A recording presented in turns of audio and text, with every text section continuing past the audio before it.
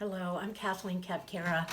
I'm from Trinity Episcopal Church, and I'm here to tell you a story. This is the day we remember that Columbus came to America and discovered indigenous peoples here. The saint we're going to talk about today was born in 1182, more than 300 years before Christopher Columbus came to America. This box is brown and old, and it is a clue about the saint we're going to talk about. But what is a saint? A saint is somebody who comes very close to God at some time in her life or his life. A saint is so close to God that they try their very best to live the way Jesus did, to love people, to serve people, to live in kindness and peace. We can all be like saints. In fact, we like to learn their stories so we can follow their example. But this saint was born in a place, let's see, Italy, just the same place that Christopher Columbus came from. This is a map of Italy. Do you see how it looks like a boot? You probably already know that. And this saint named Francis came from Assisi in Italy. He was born to a father named Don Pietro, and Don Pietro was very, very rich.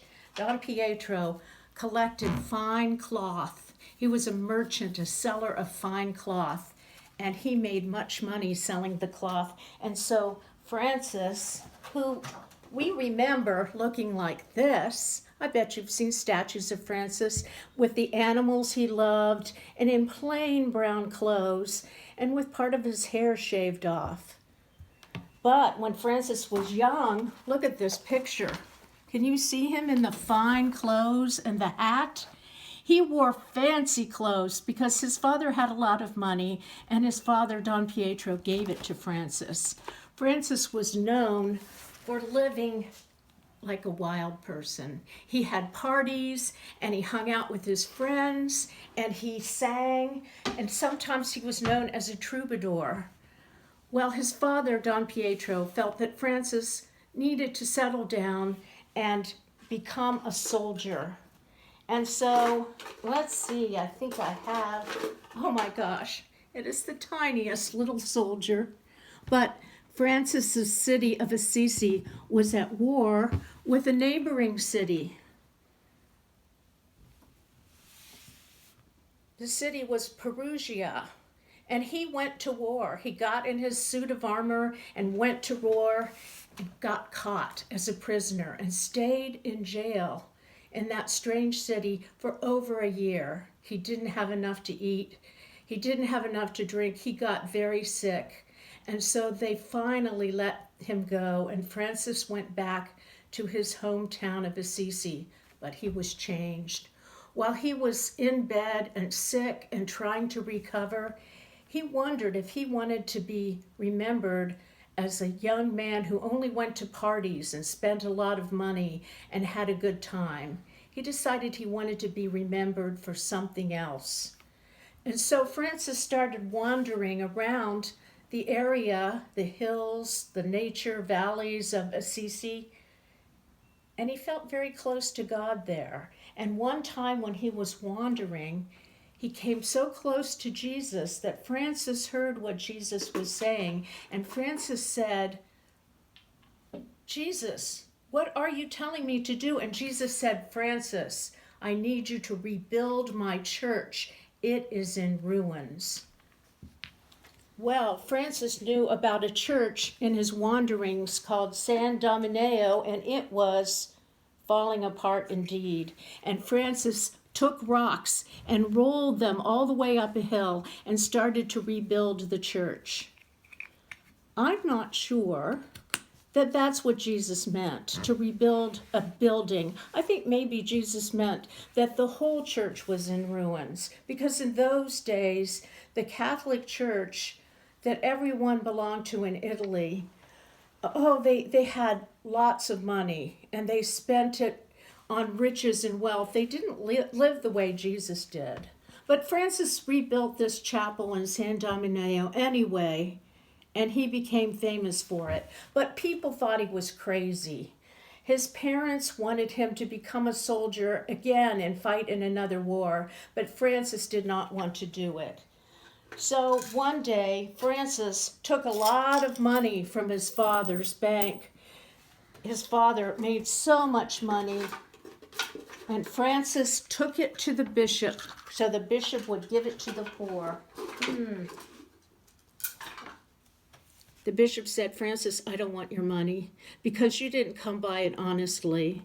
I want you to give everything you have to Jesus." And so Francis took off all of his clothes and told the bishop, "There, I've given everything I have to Jesus." And the bishop put on a plain robe on Francis, and that's how he decided to live. Francis wandered all over nature. He didn't have a house. He slept outside, but other people began to follow Francis, and he started a special group of young men called monks or friars, and they cut their hair and they wore special brown robes, and they promised to live a life of poverty, to take care of poor people and never collect any riches of their own. And so the friars in the monastery made a big difference in the church and the way that people were living in the church. One thing that Francis is also known for, besides his love of animals, I have a little raccoon, but Francis called all the animals his brothers and sisters, and he even wrote a famous canticle to the sun where he talks about brother sun and sister moon. Here's a picture of Francis holding animals, and that's where you'll see the statues of him today. And a couple of weeks ago at church, we had a blessing of the animals on St. Francis's feast day. We'll talk about that in a minute.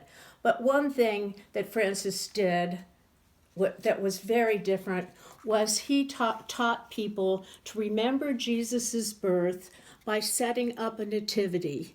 That's where you have the Mother Mary and the Father Joseph and the baby Jesus and the shepherds and the sheep to help tell the story of how Jesus was born in a barn. Jesus was born poor, just like Francis tried to live. But the first nativity that Francis did was live. He had living people stand out and act out the scene of the birth of Jesus. And he was the very first person to do that. There's a famous prayer of St. Francis as well.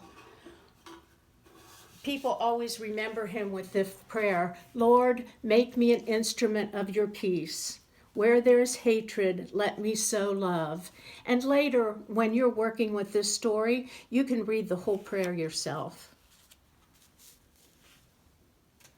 Now, Francis died in 1226, and he was poor and he was weak, but he died on October 3rd, and that's why we remember him on October 3rd, because we believe the day that people die is the day when they become saints, when they live with God forever.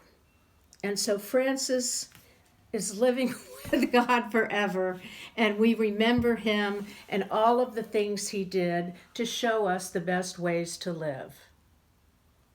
Thank you.